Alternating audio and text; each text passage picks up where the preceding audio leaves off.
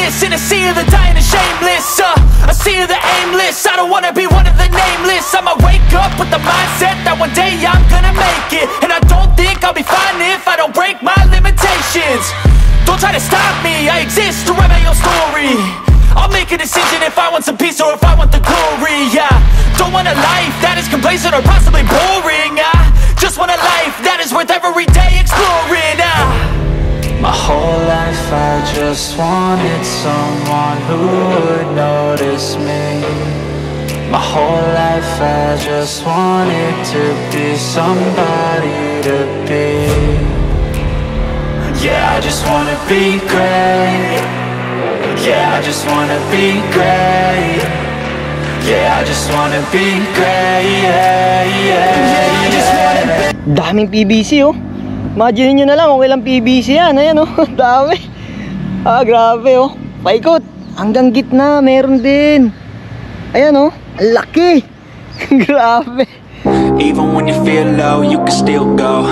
Even when you feel slow, you can still go. Even when there's no hope, you can still go. I never answer to no, man, I still go.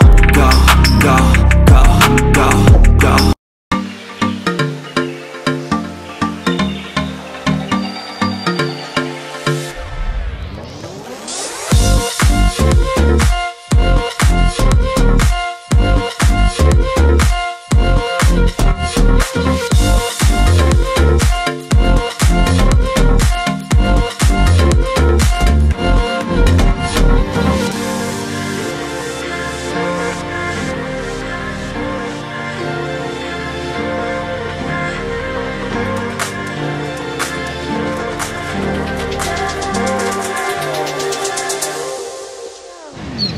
Yo, what's up? So magandang araw ulit sa inyo mga kapiskada. So for today's video guys, ito yung pinakihintay ng lahat. At sobrang excited ako ngayong araw na to kasi pinangarap ko talaga makabisita dito sa farm na to.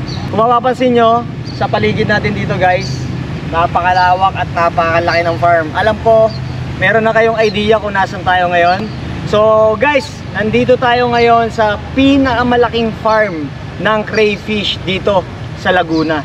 So samahan nyo ko guys ngayong araw at ipapakita ko sa inyo yung kabuuan ng farm. At check natin kung ano mga mangyayari ngayon kasi excited na ako. So tara, let's go! So pasyal ko muna kayo dito guys. Ayan oh, kita nyo. So bago ang lahat, sobrang thankful tayo. Hindi mangyayari yung pagkakataon na to kundi dahil sa may-ari. At sobrang thankful ako, especially kay Sir Neil na pumayag no, na makabisita dito tayo.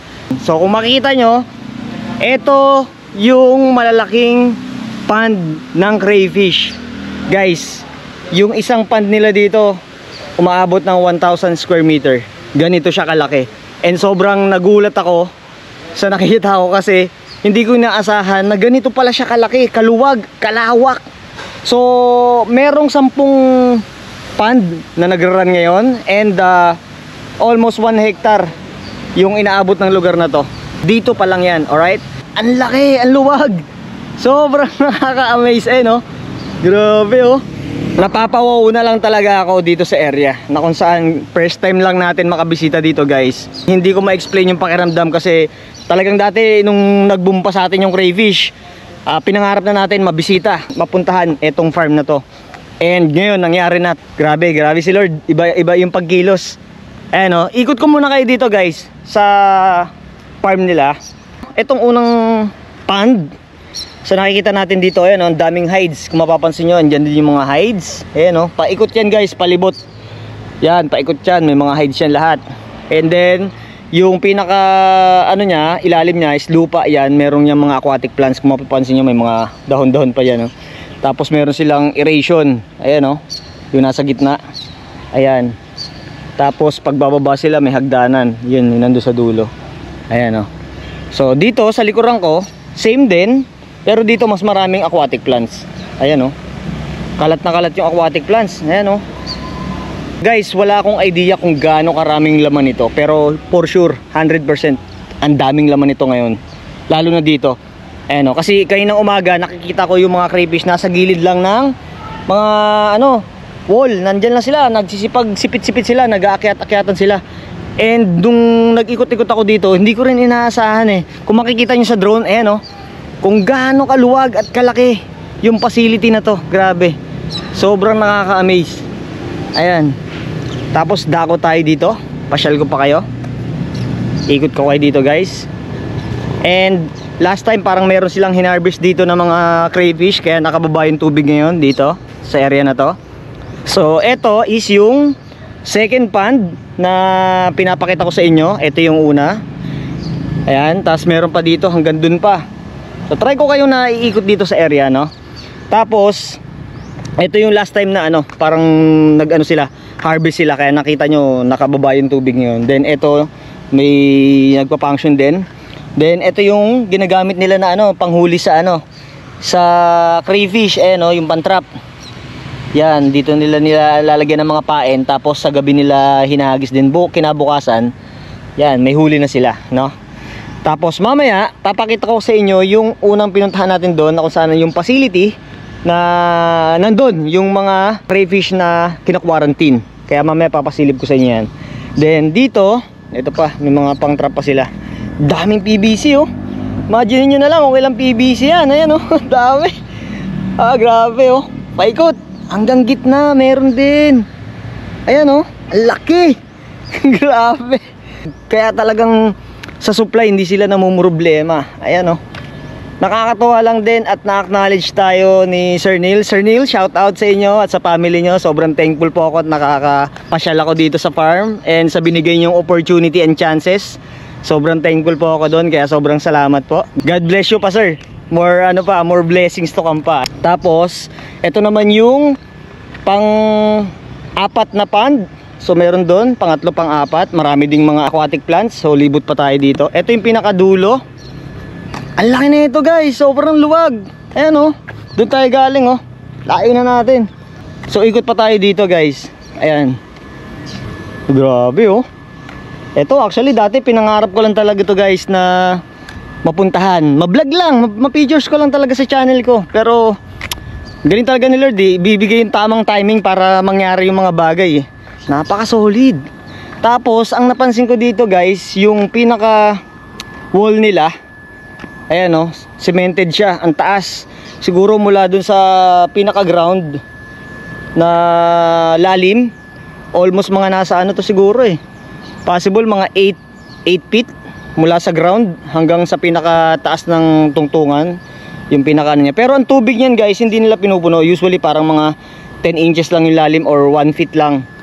Yan, depende sa paano season. Pagka siguro pag tag-init, mas mataas or mas malalim yung tubig. Ayan, oh. Nandito tayo ngayon sa pond number 5. So ikot ko muna kayo. Ito. Tapos yung kanilang piping na nakikita nyo dito, sa lahat ng pond naka-centralize din. Ayan, oh. Ayan, oh. Kita nyo yan. Tapos tambak ng mga aquatic plants, ganun din dito. Ayan, nakadrop yung piping papunta dyan. Ayan, oh. So napakasimple lang nung setup nila dito guys. Ayan, oh.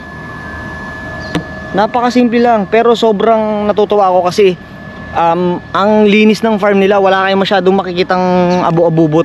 Kumbaga malinis siya. At wala kayong maamoy dito na kung anong klaseng amoy, no. Yun yung advantage kasi sa crayfish. Tahimik na, then hindi pa siya takaw reklamo sa mga katabihan nyo. Ayan, tapos eto, yung piping naman nito, yung malaking tubo, alam ko to sa ano to, tubig, sa water line to. Yan, dun kasi may tangke rin sila dito. So possible na nag-overflowing din sila.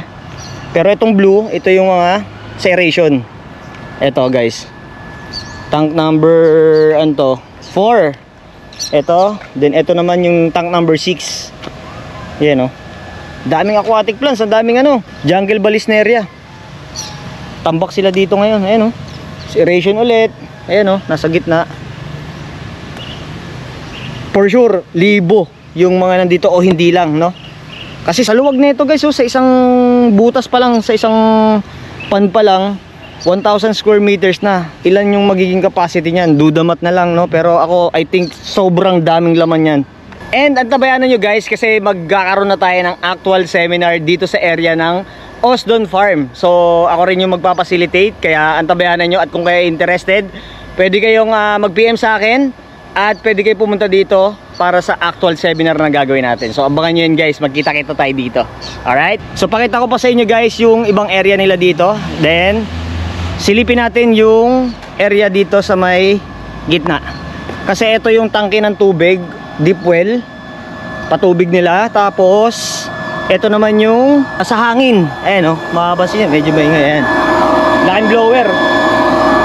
Tapos dito sa kabilang side, so halos same setup naman yung kada pond. Ganun pa rin. May mga aquatic plants pa rin dito. Ayun, ang dami oh. So ang ano lang, kagandahan lang dito sa plants na to, kasi nga mapapansin nyo, direct sunlight. So nagiging shaded yung area niya dahil merong aquatic plants, no? Yun yung kagandahan. Kaya yung mga crayfish safe na safe dyan sa may bandang ilalim. Alright? No? Ito pa. Ayos. Tapos yung mga nakikita nyong ibon na lipad ng lipad, meron kasing mga isda na maliliit dito sa kada pond. Yan yung mga kinakain ng mga ibon. Ayan o, bumababa sila dyan sa tubig para manginain ng mga maliliit na isda. So check pa natin dito yung pinakadulo. So sa mga nagtatanong regarding sa crayfish farming, sa seminar at sa mga umu-order, yes, ano pa rin tayo. Tuloy-tuloy pa rin tayo guys. Nabisi lang tayo nung mga nakaraan sa pagbablog natin sa fish keeping, pero this time marami nag-aas sa atin, pero babalik pa rin tayo at ganun pa rin. Tuloy-tuloy pa rin tayo guys na na mag-crayfish farming pa rin tayo, no? Kasi napakaganda ng crayfish, sabi ko nga sa inyo. Ito yung panibagong opportunity kasi nga madaling alagaan. At kung maganda yung spacing nyo, is mabilis dumami siya. At pwede rin natin pagkakitaan, ano? Ito pa, ito yung pinaka dulo. Ayan, ito. So galing tayo doon, yung area na yon. Tapos nag-ikot tayo dito. At ito na yung pinaka dulo, itong dalawang pan na to. Ayan, grabe, luwag, talagang nakaka-amaze. Tapos ito, imagine niyo, stackan lang siya ng mga for grow out lang dito. Ayan Tapos 1,000 square meter pa yung kada butas. Ayan Kaya talagang thousands of thousands yung kayang i-harvest sa iisang pond pa lang, no? Kung magsabay-sabay pa yan, possible baka umabot pa ng milyon siguro yung piraso ng mga craylings or grow out na mga harvest dito. Ayan ang luwag. Bonus pa yung bigyan tayo ng chance at pagkatiwalaan tayo na ma-features to. Kaya sobrang blessed talaga guys. Ngayon, punta naman tayo dun sa may area na sinasabi ko kung nasaan yung quarantine area, dahil dun yung mga crayfish na makikita nyo. So tara, let's go! So guys, meron pa sila ngayon na ina-harvest ngayon. Kasama natin by the way si Kuya Peter. Shoutout Kuya. Hello po. Yun, so ngayon check natin guys yung mga makikita nating crayfish dito. Pakita ni Kuya Peter yan. Check natin guys. Kasi imagine nyo, laki laki ng nila. Yung sinasabi ko nga sa inyo, sobrang luwag ng kada pond. Almost 1,000 square meter talaga ang sukat ng kada pond. Malaki. Kaya tingnan natin yung magiging harvest nila. Kasi hindi tayo makababa guys Ayan tingnan mo kung gano'n. Yun patingnan ko yan. Mga mix size na rin to Opo. Guys, ang dami Tapos mga more or less mga 4 to 5 inches, malalaki. Yan isang lang yun, isang angatan lang yun. Imagine niyo guys, kung nakita nyo kanina yung mga PVC doon, sobrang dami. Imagine niyo na lang kung gaano karaming laman netong pond na to. Ayan, tapos marami pa silang gagawin, di na natin naabalahin. Pakita ko sa inyo yung quarantine area naman nila. Pasok naman tayo dito sa quarantine area nila. Ngayon naman, dito ko naman kayo itutour na kung saan nandito naman yung quarantine area at yung sizing area. So dito nila ginagawa yung pagsusort ng size ng mga crayfish. Tapos dito rin nila kina-quarantine yung mga ARC bago nila i-dispose for market.